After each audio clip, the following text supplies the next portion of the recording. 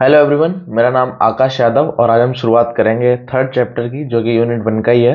Third chapter जो last chapter है इस यूनिट का। ठीक है, तो ये इसका नाम है एनवायरनमेंट एंड सस्टेनेबल डेवलपमेंट।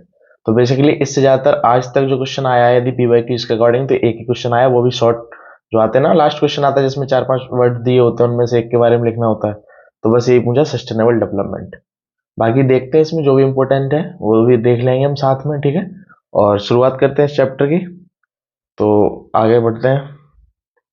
किस अरे आ जा भाई आगे। हाँ, तो इसमें टॉपिक्स क्या क्या हैं जो हम कवर करेंगे। तो सबसे पहले टॉपिक्स इंट्रोडक्शन के, एनवायरनमेंट क्या है और सस्टेनेबल डेवलपमेंट क्या है, तो वो जानेंगे। उसके बाद क्लाइमेट चेंज, ठीक है, कि क्या रिपोर्ट है क्लाइमेट, क्या चेंज हुआ है क्लाइमेट में। ठीक है, फिर देखेंगे current state of negotiations, challenges क्या क्या हैं, ठीक है, सस्टेनेबल डेवलपमेंट को लेकर। फिर हम देखेंगे इंडिया की स्ट्रेटजीज या पॉलिसीज या रिकमेंडेशंस क्या क्या हैं सस्टेनेबल डेवलपमेंट के लिए। कंक्लूजन और लास्ट में पीवाईक्यूज। हो सकता है ये आज ना हो पाए, तो पीवाईक्यूज अगला एक और लेक्चर बना दूंगा जिसमें यूनिट 1 के जितने भी प्रीवियस ईयर क्वेश्चन पेपर्स और इम्पोर्टेंट टॉपिक्स या क्वेश्चंस हैं जो जरूरी है कि आपको आने ही चाहिए, तो वो मैं बता दूंगा। ठीक है, तो इंट्रोडक्शन की शुरुआत करते हैं कि सबसे पहले एनवायरनमेंट क्या है। तो एनवायरनमेंट देखो, एक फ्रेंच वर्ड है इनविरोन, इससे आया है एनवायरनमेंट। ठीक है, इसका मतलब होता है सराउंडिंग या फिर सराउंड या इन सर्किल। ठीक है, तो बेसिकली हम कह सकते हैं एनवायरनमेंट उस हर एक चीज को जो हमारे चारों तरफ है। ठीक है, बेसिकली ह्यूमन और नेचर के इंटरेक्शन को हम एनवायरनमेंट कह देते हैं। ठीक है, तो हमारे चारों तरफ जो कुछ भी है वो सब क्या है, एनवायरनमेंट है। ठीक है, एनवायरनमेंट स्टैंड्स फॉर सराउंडिंग्स। ठीक है, वही है एनवायरनमेंट का मतलब क्या, सराउंडिंग, जो भी हमारे चारों तरफ है। Environment has been defined as the sum of total all conditions influence that affect the development of organism. ठीक है, ये जो डेफिनेशन है मस्जिद हुसैन की, यदि यूपीएससी एस्पिरेंट बच्चे होंगे तो उनको अच्छे से पता होगा, उसी की डेफिनेशन है, पहला ही चैप्टर उसका। ठीक है, तो सेम डेफिनेशन मैंने लिखी है कि एनवायरनमेंट क्या है, हमारे चारों तरफ जो है वो एनवायरनमेंट है। और ये क्या है, sum total of all conditions and influence, वो सारी कंडीशंस और वो इन्फ्लुएंसेस जिससे एक ऑर्गेनिज्म के डेवलपमेंट पे अफेक्ट पड़ता है, प्रभाव पड़ता है, उसे हम क्या कहते हैं, एनवायरनमेंट। यही सेम आपकी दीपाश्री में लिखी है। तो all external conditions and influences that affect the development and survival of a organism और अ ग्रुप ऑफ ऑर्गेनिज्म। ठीक है, उसके बाद देखते हैं सस्टेनेबल डेवलपमेंट क्या है। तो ये आपने कई बार ये वर्ड सुना होगा, आपने एसडीजीज के बारे में सुना होगा सस्टेनेबल डेवलपमेंट गोल्स। ठीक है, तो वहीं से ये वर्ड एक है, ये सस्टेनेबल डेवलपमेंट। जैसे कि इस वर्ड से समझ में आ रहा है क्या है, sustainability means meeting our needs without compromising the ability of future generation to meet their own needs. ठीक है, क्या कह रहा है कि यहाँ पे मीटिंग आवर नीड्स, हमारी जो जरूरतें उनको हम पूरा करते हैं, but without compromising the ability of future generation. लेकिन ये ध्यान में रखते हुए कि हमारी जो आगे आने वाली जनरेशन है, जो पीढ़ी है, उसके साथ कोई कंप्रोमाइज ना किया जाए। ठीक है, उनके लिए भी रिसोर्सेस हैं वो बचे रहे। ठीक है, सेफ बने रहे, to meet their own needs, उनकी जरूरतों के लिए। तो हमें अपनी नीड्स तो पूरी करनी है, लेकिन बिना किसी कंप्रोमाइज के फ्यूचर जनरेशन के। ठीक है, तो ये इसके 3 पिलर्स हैं बेसिकली सस्टेनेबिलिटी के। तो वही आपका एनवायरमेंटल, इकोनॉमिक और सोशल। ठीक है, तो एनवायरमेंटल सस्टेनेबिलिटी, इकोनॉमिक सस्टेनेबिलिटी और सोशल सस्टेनेबिलिटी। आगे बढ़ते हैं। अब देखो, हम अपने क्या कहते हैं, इंडिया की एनवायरमेंटल पॉलिसीज और प्रोग्राम के ऑब्जेक्टिव समझेंगे। देखो, इंडिया हो या कोई भी कंट्री हो, कोई भी नेशन हो, वो क्या कुछ ना कुछ पॉलिसीज और प्रोग्राम रहती है कि हम अपने देश में एनवायरमेंट को सुरक्षित बनाए रखें या सस्टेनेबल डेवलपमेंट की ओर जाएं। तो उसके ऑब्जेक्टिव्स क्या क्या हैं, तो वैसे ही इंडिया के क्या क्या ऑब्जेक्टिव्स हैं। तो इंडिया जो भी पॉलिसी या प्रोग्राम लेके आएगी आगे, तो उसको बेसिकली इन चीजों को ध्यान में रख के लाएगी। जैसे हमारा संविधान है, तो उसमें प्रियम्बल में इक्वलिटी, फ्रेटर्निटी, लिबर्टी की बात की है। तो ये सब ध्यान में रख के आगे लॉज बनाए जाते हैं। उसी तरीके से जो भी आगे पॉलिसीज प्रोग्राम बनेंगे, हमारी इंडिया बनाएगा, तो वो इन 4 ऑब्जेक्टिव्स को ध्यान में रख के बनाएगा। सबसे पहले conservation of flora, fauna, forest and wildlife, पता ही होगा, प्लांट्स एंड एनिमल्स। ठीक है, तो फ्लोरा, फना को और फॉरेस्ट, वाइल्ड लाइफ, इसका कंजर्वेशन करना। Prevention and control of pollution, ठीक है, अफॉरेस्टेशन और रीजनरेशन ऑफ डिग्रेडेड एरियाज। ठीक है, और protection and regeneration of degraded areas. ठीक है, आगे क्या लिखा है, environmental protection and sustainable development. देखो, ये बहुत काफी बड़ी और छोटी सी लाइन में बहुत बड़ी बात लिखी हुई है कि जो सस्टेनेबल डेवलपमेंट है और एनवायरमेंटल प्रोटेक्शन है, are the causes and effect, कारण भी और प्रभाव भी, each other, improving the environmental quality. ये दोनों एक दूसरे के क्या है, कॉज एंड इफेक्ट हैं, एक दूसरे पर डिपेंड करते हैं, या हम कह सकते हैं पॉजिटिव रिलेशनशिप है इनके बीच में, इकोनॉमिक ग्रोथ का और एनवायरमेंटल प्रॉब्लम का। ठीक है, ये एनवायरमेंटल प्रोटेक्शन लिखा है, सस्टेनेबल डेवलपमेंट। ठीक है, चलो देखो एग्जांपल से समझते हैं कैसे। Economic development society can improve the problem of environment. ठीक है, इकोनॉमिक डेवलप, देखो सिंपल सी बात ये है, इकोनॉमिक डेवलपमेंट हो या फिर एनवायरमेंटल प्रॉब्लम हो, यदि एनवायरमेंटल प्रॉब्लम आपकी सॉल्व होगी, सॉल्यूशन आएगा, तो उससे क्या होगा, कहीं ना कहीं डेवलपमेंट बढ़ेगा, और डेवलपमेंट बढ़ेगा तो एनवायरमेंट सही होगा, तो दोनों एक दूसरे पर डिपेंड करते हैं बेसिकली। ठीक है, तो वही ये सब यहाँ पूरे में यही चीज लिखी हुई है। ठीक है, यहाँ पे लिखा है कि एनवायरमेंटल प्रोटेक्शन जैसे जैसे आप दोगे, सस्टेनेबल डेवलपमेंट की ओर बढ़ेगा। सिंपल सी बात है, यदि पानी आप सेफ रखोगे, सैनिटेशन का ध्यान रखोगे, ठीक है, पानी वगैरह साफ पियोगे, तो उससे क्या, एनवायरमेंटल प्रोटेक्शन, एनवायरमेंट की प्रोटेक्शन है, साथ में सस्टेनेबल डेवलपमेंट है। सस्टेनेबल डेवलपमेंट कैसे है, वो पानी आगे फ्यूचर जनरेशन में भी यूज होगा, साफ बना रहेगा तो।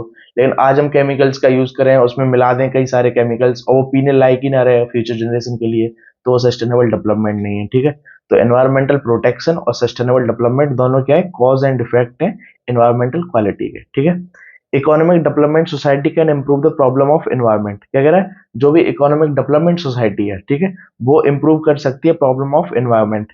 इंक्रीजिंग इनकम कैसे, तो देखो यदि इनकम इंक्रीज होती है मतलब इकोनॉमिक डेवलपमेंट इंक्रीज हुआ है, तो यदि इनकम इंक्रीज होती है तो वो क्या कर सकती है, more financial resources to public services such as sanitation, electricity, park.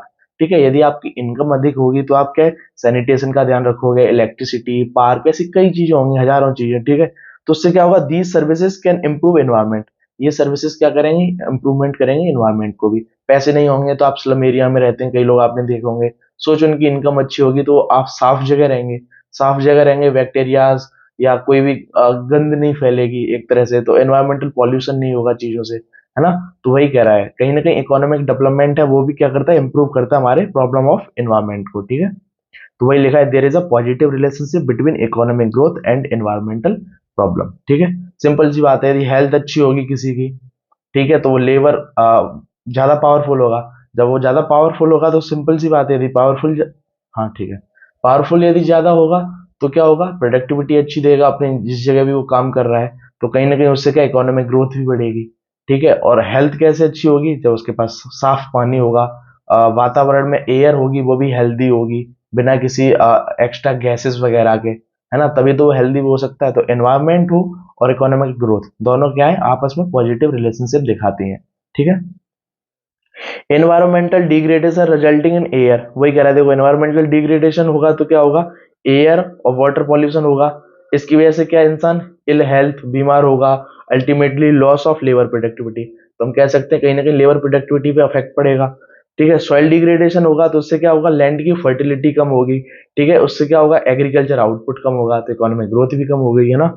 तो deforestation leads to climate change and soil erosion which adversely affect agriculture productivity, वही कह रहा है, सॉइल इरोजन होगा तो वह भी नेगेटिव इंपैक्ट डालेगा आपका एग्रीकल्चर पे। ठीक है, polluted water in reverse, coastal areas cause loss in output of fish and other marine products, कह रहा है यदि रिवर्स और कोस्टल एरियाज हैं इनमें भी पॉल्यूशन होगा, पॉल्यूटेड हो जाएंगी, तो उससे मछली वगैरह जो भी है, फिश वगैरह, तो वो भी आउटपुट उसका अच्छा नहीं रहेगा। ठीक है, अदर मरीन प्रोडक्ट्स जो भी होते हैं, ठीक है, कई सारी अच्छी जैसे दवा में यूज करने वाली, मेडिसिन वगैरह में यूज करने वाली कई ऐसे प्लांट्स होते हैं जो हमारे मरीन सिस्टम में आते हैं या समुद्र वगैरह में होते हैं, तो कहीं ना कहीं उन पे भी इफेक्ट बेकार पड़ेगा, और इफेक्ट बेकार होगा तो कहीं ना कहीं वो यूज नहीं कर सकते, तो ऐसी कई चीजें हैं जो हम फिर यूज नहीं कर पाएंगे।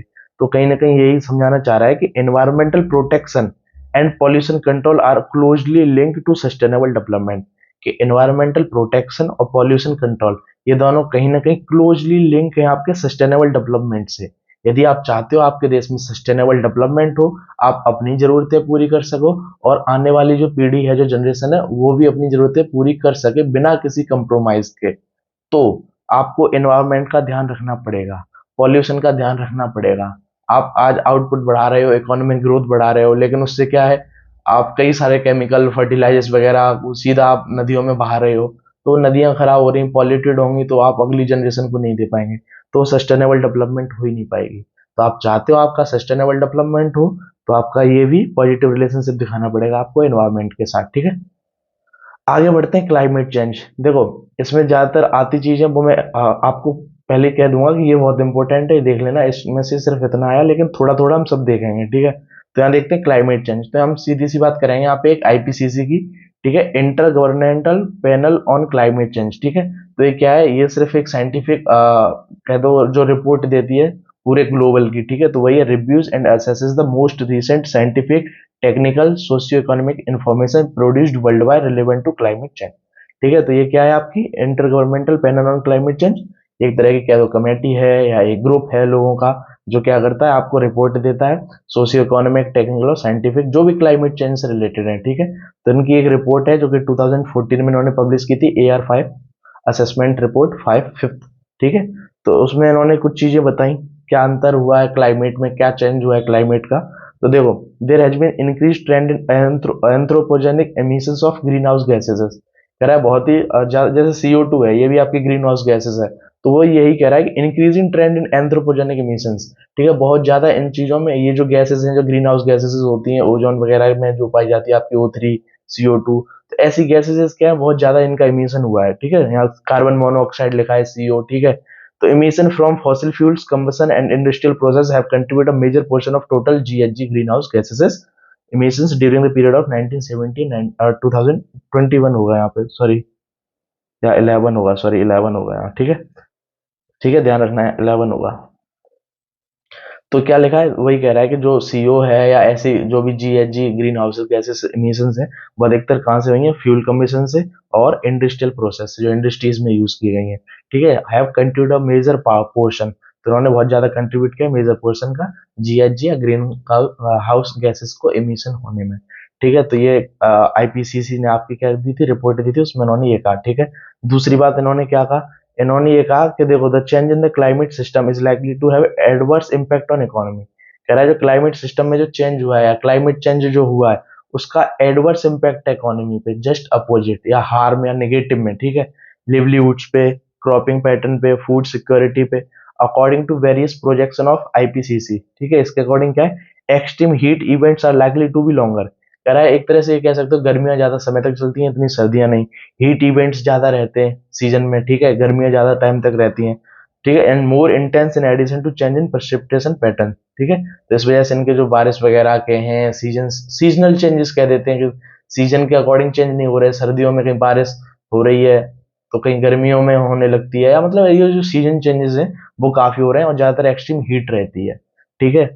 अगली चीज उन्होंने क्या बताई, इसको समझनेंगे लेकिन पहले ये चीजें भी जानेंगे, चलो एक बार पढ़ लेते हैं फिर बताता हूँ, ठीक है। तो लिखा है इकोलॉजिकल ओवरशूट प्रॉब्लम, ये भी इन्होंने एक बात कही कि इकोलॉजिकल ओवरशूट प्रॉब्लम है। अब इसको समझने के लिए क्या होता है, देखो इकोलॉजिकल फुटप्रिंट समझो और एक बायो कैपेसिटी समझो क्या होता है। तो देखो बायो कैपेसिटी क्या होता है, a measure of capacity of ecosystem to produce useful biological materials and to absorb waste material generated by human. Biocapacity का मतलब वो होता है कि ये क्या करता है, मेजर होता है एक कैपेसिटी ऑफ इकोसिस्टम, इकोसिस्टम में कुछ जो यूजफुल बायोलॉजिकल मटेरियल्स हैं उनको प्रोड्यूस करता है और एब्जॉर्ब करता है वेस्ट मटेरियल को जो हम लोगों ने, ह्यूमन लोगों ने जनरेट किए हैं, ठीक है। तो उसको बोलते हैं बायो कैपेसिटी, जो भी गंदगी है वेस्ट मटेरियल उसको एब्जॉर्ब करता है और जो अच्छे यूजफुल मटेरियल्स हैं हमारे इकोसिस्टम के लिए, एनवायरमेंट के लिए, वो प्रोड्यूस करता है, ठीक है। तो उसे बोलते हैं बायो कैपेसिटी। इकोलॉजिकल फुटप्रिंट कहते हैं pressure human activities put on ecosystem, ecosystem में जो हम अपनी उंगली करते हैं ना एक तरह से, सॉरी ऐसे वर्ड्स का यूज करने का मतलब हम हस्तक्षेप ज्यादा करते हैं या फिर कह सकते हैं कि हम ज्यादा उसमें मतलब गंदगी फैला रहे हैं, वेस्ट मटेरियल्स ज्यादा फैला रहे हैं, कंज्यूम चीजें ज्यादा कर रहे हैं, ठीक है, लिमिट से ज्यादा। तो वही कह रहा है कि ह्यूमन एक्टिविटीज ज्यादा हो जाती हैं इकोसिस्टम पे, ठीक है। और इकोलॉजिकल ओवरशूट प्रॉब्लम इसी को कहते हैं जब इकोलॉजिकल फुटप्रिंट ज्यादा हो जाता है, मतलब जो हमारी एक्टिविटीज हैं इकोसिस्टम में वो कुछ ज्यादा हो जाती हैं और बायो कैपेसिटी कम रह जाती है, मतलब जो बायो की कैपेसिटी, हमारे बायोस्फीयर की कैपेसिटी है कि गंदगी को एब्जॉर्ब करना और जो यूजफुल मटेरियल्स है उनको प्रोड्यूस करना, वो कम हो जाती है। तो इकोलॉजिकल फुटप्रिंट ज्यादा होने की वजह से ऐसी सिचुएशन को हम क्या बोलते हैं, इकोलॉजिकल ओवरशूट प्रॉब्लम। तो ये भी देखी गई है, IPCC ने हमें बताया कि ऐसी भी दिक्कत हो रही है, ठीक है, इकोलॉजिकल ओवरशूट प्रॉब्लम। अगली और लास्ट है आपकी fourth, for temperature increase to remain below 2 degree Celsius, degree है, ठीक है, 2 degree Celsius of pre industrial levels in the world can emit only 2900 gigatons. तो वो क्या कह रहा है यहाँ पे, वो कह रहा है कि जो हमारा ग्लोबल वार्मिंग है तो वार्मिंग का जो टेम्परेचर है वो 2 डिग्री सेल्सियस से नीचे होना चाहिए, और यदि आप चाहते हो ऐसा रहे तो आपको टू लिखा होगा इसमें, हाँ ये रहा, 2100 ये ईयर तक आपको सिर्फ कितना गीगाटन कार्बन एमिशन कर सकते हो, सीओ को, कार्बन मोनोऑक्साइड को, सिर्फ 2900 गीगाटन। लेकिन टिल 2011 तक ही इसका हम कितना कंज्यूम कर चुके हैं, 2/3, 2/3 हिस्सा हम कंज्यूम भी कर चुके हैं 2011 तक ही। ठीक है। अभी कॉप 18 हुई थी, कॉन्फ्रेंस ऑफ पार्टीज, ठीक है, जिसमें आपने मेलोनीज वाला वो देखा होगा फोटो जो पोस्ट किया उन्होंने अपने पीएम के साथ, है ना। तो ऐसे में कई में कहा गया, इसमें भी कहा गया था कि 2 डिग्री सेल्सियस को इसमें 1.5 पे लेके आओ। ठीक है, क्योंकि देखो यदि इसको अचीव कर लिया, वार्मिंग इतनी, टेम्परेचर बढ़ गया, तो उससे आपके ग्लेशियर्स वगैरह पिघलने लगेंगे, कोस्टल एरियाज पे जो पानी का लेवल है वो बढ़ जाएगा। ठीक है, वाटर लेवल बढ़ जाएगा, तो कई चीजें कई जगह डूब सकती हैं। ठीक है, तो इसलिए इससे कम रहे तो ज्यादा बेहतर है। और अभी ये COP28 में बात की गई 1.5 तक ही रहे, उससे आगे ना बढ़े। ठीक है, ऐसे कई बार बातें की गई हैं, तो वो यहाँ भी हम देखेंगे इस चीज में। तो करंट स्टेट ऑफ नेगोशिएशंस देखते हैं। तो बेसिकली देखो, लिखा तो इसमें बहुत था, बुक में भी काफी लिखा है, लेकिन ये कभी पूछा नहीं गया है इतना। ठीक है, लेकिन ऐसा नहीं कि छोड़ देंगे, थोड़ा थोड़ा फिर भी देख लेते हैं, क्या पता आ जाए। ठीक है, देख लेते हैं। तो सबसे पहले इसमें एक वेटलैंड कमीशन, देखो कई सारी कॉन्फ्रेंस हुई हैं, मीटिंग्स हुई हैं, तो उन मीटिंग्स को यहाँ लिखा है, आपको याद बना रहे तो बहुत अच्छा है, नहीं तो कोई बात नहीं। ठीक है, तो सबसे पहले 1983 में वेटलैंड कमीशन की बात है। इसमें बात की गई थी सस्टेनेबल डेवलपमेंट की। इससे भी पहले 1979 में फर्स्ट वर्ल्ड क्लाइमेट कॉन्फ्रेंस हुई थी। इसमें भी कहीं ना कहीं सस्टेनेबल डेवलपमेंट को लेकर बात की गई, क्लाइमेट चेंज को लेकर बात की गई। ठीक है, ऐसे ही फिर ये वाली सेम लिखी है, ये देखो इसको 4 साल लग गए, तो उसके बाद इन्होंने सस्टेनेबल डेवलपमेंट सोचा कि क्या सही रहेगा क्लाइमेट के लिए। ठीक है, तो इनको 4 साल लग गई, तो जाके 1987 में इन्होंने अपनी रिपोर्ट दी थी, जिसमें इन्होंने कहा सस्टेनेबल डेवलपमेंट पे वर्क करना पड़ेगा। ठीक है, ऐसी 1992 की ये सुनी होगी आपने, रियो अर्थ समिट। ठीक है, इसमें एजेंडा 21 निकाला गया था, जिसमें 17 गोल्स कहे थे कि 21st सेंचुरी में 17 गोल्स को हमें अचीव करना है। आपको पता होगा यदि किसी ने एस्पिरेंट होगा या जो ज्यादा सिविल सर्विसेज के लिए पढ़ता है, वो नहीं है तो कोई बात नहीं, थोड़ा थोड़ा तो याद रख सकते हो। एजेंडा 21 नाम से यहाँ रियो समिट एक हुई थी। ठीक है, तो उसमें 17 गोल्स, मे भी 17 ही थे। ठीक है, वरना एक बार चेक कर लेना, शायद 17 गोल्स थे, तो उनको 21st सेंचुरी में हमें अचीव करने हैं। ठीक है, 1993 में convention of biological diversity puts the precautionary principle to work, मतलब कहीं ना कहीं in biological ecosystem, environment, sustainable development, इन्हीं को लेके बात की गई। ऐसे फिर 1997 में क्योटो प्रोटोकॉल। ठीक है, तो इन्होंने भी काफी स्टेप्स लिए थे सस्टेनेबल डेवलपमेंट और क्लाइमेट चेंज की ओर। ये आपकी रीडिंग में सेकंड चैप्टर है या फर्स्ट चैप्टर है, मुझे ध्यान नहीं, उसमें मिलेनियम डेवलपमेंट गोल्स लिखे हुए हैं, तो वहां भी आप देख सकते हो, 4, 5, 6 हैं शायद। ठीक है, तो इनको ध्यान में रख के हमने जो SDGs बनाए, जिसको आजकल हम लोग थोड़ा ज्यादा फॉलो कर रहे हैं, जो यूएस ने बनाए थे, 17 sustainable development goal, no poverty, zero hunger, good health and, ये है ना, good health and wellbeing, quality education, gender equality. ठीक है, बाकी आगे बताऊंगा अभी तो। ठीक है, तो ये मिलेनियम डेवलपमेंट गोल्स, ये आपके ये यहाँ पे भी यही बात की गई थी 2006 में। ठीक है, ये यहाँ पे भी यही बात की गई, फिर 2012 में। ठीक है, यहाँ पे भी यही बात की गई सस्टेनेबल डेवलपमेंट की। फिर ठीक है, ये वही आ गए 2015 में, हमने सबने अडॉप्ट किया था ये जो यूनाइटेड नेशन के SDGs हैं, सस्टेनेबल डेवलपमेंट गोल, वही 17। ठीक है, फिर ऐसे ही 2015 में 21 में पेरिस में हुई थी। इसके बाद फिर मोरक्को में हुई थी शायद COP21, conference of parties 22, Morocco में हुई। ऐसे कई होती गई हैं, ऐसे अभी लास्ट हुई है 28, अभी कुछ ही समय पहले, है ना। तो उसमें जो आपने पोस्ट देखी होगी मिलोनी जी के साथ पीएम की, तो यही उन्होंने लिखा है #COP28 फ्रेंड, जो भी है उसमें। ठीक है, तो ये ऐसी कई पार्टीज हुई हैं, मीटिंग्स हुई हैं, जिसमें बात की गई है सस्टेनेबल डेवलपमेंट को कैसे सुधारें, या कैसे हम अपने एनवायरनमेंट को सुधार सकते हैं, कैसे हमें रीडेप करना है, रीपे करना है एनवायरनमेंट को। ठीक है, तो ये रहे वो यूएन के सस्टेनेबल डेवलपमेंट गोल्स, जो कि 17 है। ठीक है, no poverty, zero hunger, good health and wellbeing, quality education, gender equality, clean water and sanitation, आपका affordable and clean energy, decent work and economic growth. ठीक है, अगला industry, innovation and infrastructure, reduced inequality, sustainable cities and communities, responsible consumption and production, climate action, life below water, life on land, peace, justice and institution, और last partnership for the goals. ठीक है, तो ये कब adopt किए गए थे, 2015 में किए गए थे सबके द्वारा।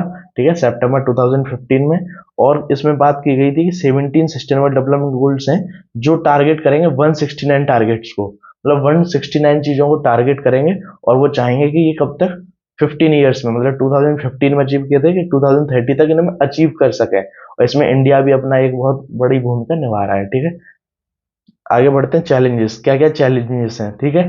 तो सबसे पहले ग्लोबल क्लाइमेट रिस्क इंडेक्स 2018 की यदि माने तो उसके अकॉर्डिंग 6 मोस्ट वल्नरेबल कंट्रीज में इंडिया भी एक है, ठीक है। क्लाइमेट को लेकर वल्नरेबल कंट्रीज में इंडिया भी 6 में से एक है, ठीक है।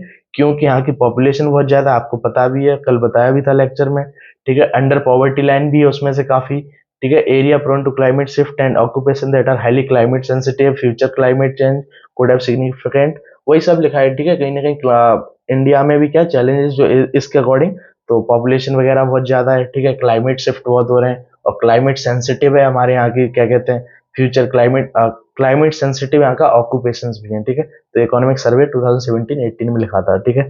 फिर अगले एक चीज और थोड़ी सी देख लेते हैं इसी में, sustainable development is a difficult balancing act in countries which low income society has to simultaneously accomplish three things with trade offs. कह रहा है यदि ये चीज इनको इंप्रूव करनी पड़ेगी यदि चाहते हैं सस्टेनेबल डेवलपमेंट हो, तो सबसे पहले उन्हें इंप्रूव करना पड़ेगा आपका economic wellbeing with social justice for the present generation, ठीक है। Manage with more restraint use of land, manage करना पड़ेगा कि मोर रिस्ट्रेंट यूज होना चाहिए लैंड का, एयर का, फॉरेस्ट का, एनर्जी का, वाटर रिसोर्सेज का, ठीक है। और फ्यूचर जनरेशन के लिए प्रोटेक्शन, ठीक है। इकोलॉजिकल ओवरशूट मैंने पहले ही बता दिया, तो ये भी एक चैलेंजेस है कि हमारा फुटप्रिंट है जो हमारा, वो हम ज्यादा दे रहे हैं, ज्यादा हस्तक्षेप कर रहे हैं हमारे अपने इकोसिस्टम के साथ, और इतनी हमारी बायो कैपेसिटी नहीं है, ठीक है। तो वही चीज यहाँ पे लिखी है कि इन 2010 के अकॉर्डिंग ग्लोबल इकोलॉजिकल फुटप्रिंट कितना है, 18.1 बिलियन ग्लोबल हेक्टेयर्स, ठीक है। हमने जो हस्तक्षेप किया इकोसिस्टम के साथ वो कितना किया, 18.1 बिलियन ग्लोबल हेक्टेयर। और जबकि जो कैपेसिटी है, बायो कैपेसिटी, देखो ये लिखा है बायो कैपेसिटी, बीच में ऐसे ये होगा, ठीक है। तो बायो कैपेसिटी कितनी थी, ओनली 12 बिलियन, ठीक है। यदि वहीं ऐसे बात कर सकते हैं कि 2.6 ग्लोबल हेक्टेयर्स पर कैपिटा, ये इनकी कैपेसिटी, क्या कहते हैं, हमने जो की है इकोलॉजिकल फुटप्रिंट, और कैपेसिटी कितनी थी, सिर्फ 1.7 की। तो चाहे 18.1 से 12 को कंपेयर कर लो, या फिर 2.6 ग्लोबल हेक्टेयर पर कैपिटा को 1.7 ग्लोबल हेक्टेयर पर कैपिटा, मतलब इतना डिफरेंस है। ये जो ऊपर लिखा है डेटा, ये हमने हस्तक्षेप किया है, और जबकि कैपेसिटी कितनी थी सिर्फ अर्थ की, वो ये थी, नीचे लिखी है इसको, ठीक है। For the living planet report 2014 का वर्डिंग, ठीक है। As per a McKinsey report, India is the threshold of urban flare-up. The population of Indian cities will increase from 340 million in 2008. देखो इन्होंने मैकेंजी रिपोर्ट में इन्होंने ऐसा डेटा दिया कि 2008 के अकॉर्डिंग ये इंक्रीज जो 3.40 मिलियन से लेके कहाँ तक हो जाएगी, 590 मिलियन बाई 2030, ऐसा इन्होंने एक डेटा दिया अपने अकॉर्डिंग सोच के, ठीक है। एस्टिमेशन लगाया in 2030 India is the largest cities will be bigger than many major countries. कह रहा है इंडिया की जो लार्जेस्ट सिटी होगी वो भी कई मेजर कंट्रीज से बड़ी पॉपुलेशन होगी, सिर्फ सिटीज की। तो देख रहे हो कंडीशन क्या है, पॉपुलेशन हमें बहुत कम करनी पड़ेगी। तो ध्यान रखो, अब तो मेडिकल काफी इक्विपमेंट्स या टूल्स ऐसे आते हैं, यूज करो भाई, ठीक है। और गांव तक ये चीजें ज्यादा पहुंचाओ, क्योंकि गांव में आज भी फीमेल और मेल को लेके काफी इनइक्वालिटीज हैं जिसमें हम देखते हैं। तो उसमें काफी ज्यादा उस वजह से भी बच्चे हो जाते हैं, पॉपुलेशन ज्यादा हो जाती है कि जब तक लड़का नहीं होगा तब तक कैसे हार मान लें, है ना। तो ये सब चीज छोड़नी पड़ेंगी, सब इक्वल है। फिर लास्ट में लास्ट टॉपिक है ये India strategies and policies recommendations. देखो वैसे तो ये अभी तक इतना पूछा नहीं है, लेकिन हाँ घुमा फिरा के कई और क्वेश्चंस में या आगे पॉलिसीज आपको पढ़नी है, तो कहीं ना कहीं मैं यही थोड़ी थोड़ी बता देता हूँ, ठीक है। तो सबसे पहले पॉलिसीज 14 पॉलिसीज हैं, 14 में कुछ के नाम ही नाम बताऊंगा, समझ में आ जाएगा क्या लिखना है अंदर, और ज्यादा पॉलिसीज के नाम याद कर लो, अंदर खुद लिख के आ सकते हो।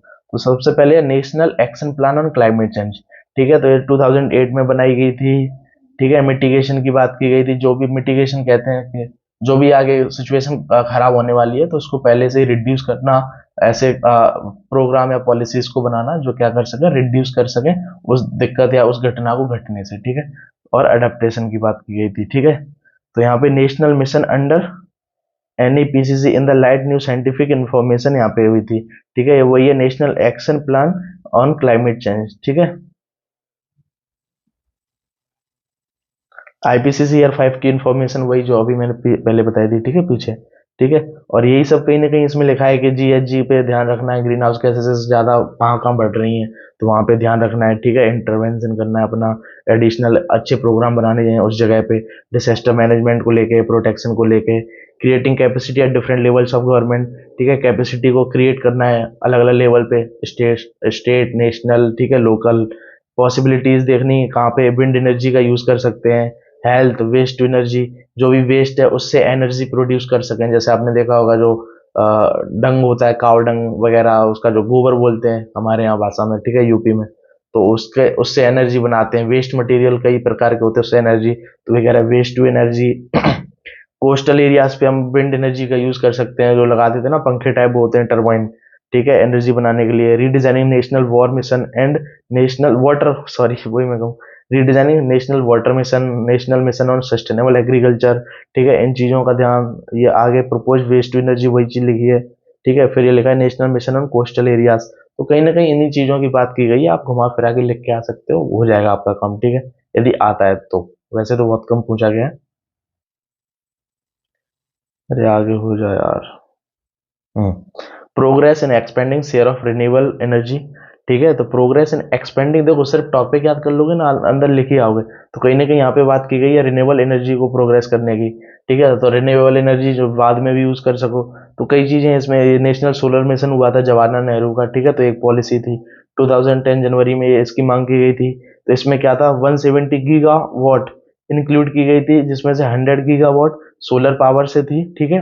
मतलब ये कहा गया था कि इतनी एनर्जी को हम रिन्यूएबल एनर्जी, रिन्यूएबल तरीके से बनाएंगे, ठीक है। ऐसे ही इसमें देखो यहाँ पे क्या हुआ है, India total renewable power installed capacity 31 दिसंबर 2014 के अकॉर्डिंग इतनी थी, ठीक है, जिसमें से शायद 66% आपकी सोलर से ही थी, ठीक है। तो यहाँ पे भी कह रहे हैं कि एनर्जी को हम प्रोड्यूस करेंगे, लेकिन जिसमें से सोलर पावर का यूज करें, विंड एनर्जी का यूज करें, ना कि कोल वगैरह का। तो वही चीजें लिखी हैं, ठीक है। तो 170 का इन्होंने यहाँ पे इंस्टॉल की थी कैपेसिटी, जिसमें से 100 गीगावाट कितनी किसकी थी, सिर्फ सोलर पावर से, 2022 के अकॉर्डिंग, ठीक है।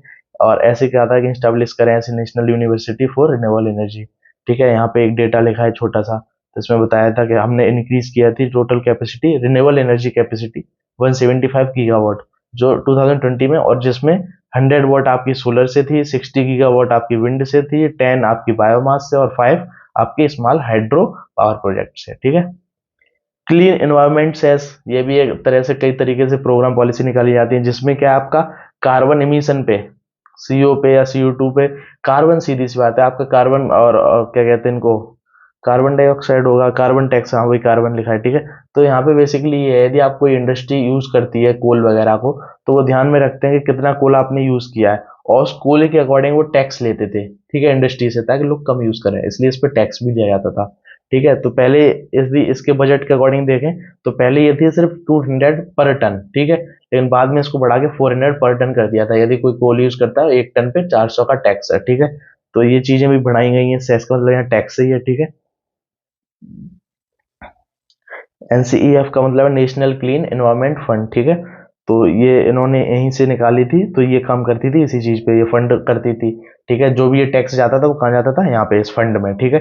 फिर ये क्या करती थी, NCEF national clean environment fund, ये आपकी फिर Namami Gange, green India mission, green energy corridor, Jawaharlal Nehru national solar mission, installation of SPV lights, और ये SPV water pumping, SPV power plant, grid connected rooftop, इन सब पे वो फंड यूज किया जाता था, ठीक है। और हाँ, SPV की फुल फॉर्म शायद होती है स्पेशल पावर ऑफ व्हीकल, ऐसी कुछ होती है, ठीक है। बेसिकली वही है, फंड वहां पे कलेक्ट किया जाता था, और जब किसी चीज की जरूरत होती थी तो वहां पे वो यूज किया जाता था, ठीक है। प्रोग्रेस एंड एडेप्टेशन एक्शन, ठीक है, तो पढ़ लेना, कोई इतना बड़ा खास उसमें है नहीं। तो एडेप्टेशन एक्शन की यूज की गई थी। एडेप्टेशन का मतलब आपको पता ही होगा, अडेप्ट करना, एनवायरमेंट के अकॉर्डिंग चलना, ठीक है। तो वही यहाँ पे national bank of for agriculture and rural development की बात की गई थी, तो ये उसकी फुल फॉर्म लिखी है, national bank for agriculture and rural development. India's national implement entity for the adaptation fund created under the United Nations framework convention on climate change, समझ में आ ही रहा होगा क्या पढ़ा हूँ उसमें, ठीक है। आगे डोमेस्टिक कार्बन मार्केट मैकेनिज्म है, ठीक है। यहाँ पे बेसिकली एक मार्केट होता था कार्बन का, ताकि वो मार्केट में सही तरीके से कार्बन का यूज किया जा सके, इसलिए मार्केट कार्बन मैकेनिज्म बनाया गया था, जो इंडिया में काफी अच्छे से काम कर रही थी, ठीक है। इसमें जैसे दो अंदर थी जो काम करती थी इसमें, तो एक थी PAT, perform, achieve and trade, दूसरी थी रैक, रिन्यूएबल एनर्जी सर्टिफिकेट, ठीक है, ठीक है। तो ये क्या करती थी, ये मार्केट चलाती थी इसका कार्बन का, कितनी कार्बन देनी चाहिए किसको, कितनी नहीं, जो वो यूज करे एमिशन करना, तो एमिशन वो डिपेंड करे कि हाँ एनवायरमेंट पे ज्यादा इफेक्ट तो नहीं पड़ेगा, तो इस हिसाब से पूरा मैकेनिज्म चलता था, ठीक है, कार्बन मार्केट का। State action plan on climate change, ऐसी एक और इंटरनेशनल क्लाइमेट फाइनेंस फ्लो, ठीक है, जिसमें आपकी GEF थी, ग्लोबल एनवायरमेंटल फैसिलिटी, ठीक है, ये ऑपरेट करती थी इसको। बस नाम नाम याद कर लो, इतना आता नहीं है तो मैं इसलिए ज़्यादा इसमें जा नहीं रहा डिटेल में, ठीक है। यदि आपको लग रहा है कि हाँ जानना चाहिए, आते हैं पीवाईक्यूज, तो पीवाईक्यूज में अगले लेक्चर में दिखा दूंगा। अभी तक तो नहीं पूछा गया है जहाँ तक मुझे आइडिया है, ठीक है। बाकी यदि आपको लगता है कि हाँ सच में आना चाहिए या फिर आएगा ये, तो आप कमेंट में करो, कोई नहीं, मैं अगले में फिर से पढ़ा दूंगा, ठीक है। इंटरनेशनल कार्बन मार्केट, जैसे यहाँ पे स्टेट अपना स्टेट का था, कहाँ डोमेस्टिक कार्बन मार्केट, ऐसे इंटरनेशनल था। जैसे यहाँ पे ये एजेंसीज काम करें, यहाँ CDM है, क्लीन डेवलपमेंट मैकेनिज्म, ठीक है। ये अंडर क्योटो प्रोटोकॉल के द्वारा बनाई गई थी, ठीक है। ये पढ़ी थी ना, ये सारी मीटिंग्स वीटिंग्स हुई थी पीछे, ठीक है। इंटरनेशनल सोलर अलायंसेस हुए थे, जिसमें सोलर अलायंस की बात की गई थी, सोलर लाइट वगैरह की, वही सन से जो एनर्जी यूज करके लाइट बनाई जाती है एनर्जी, ठीक है।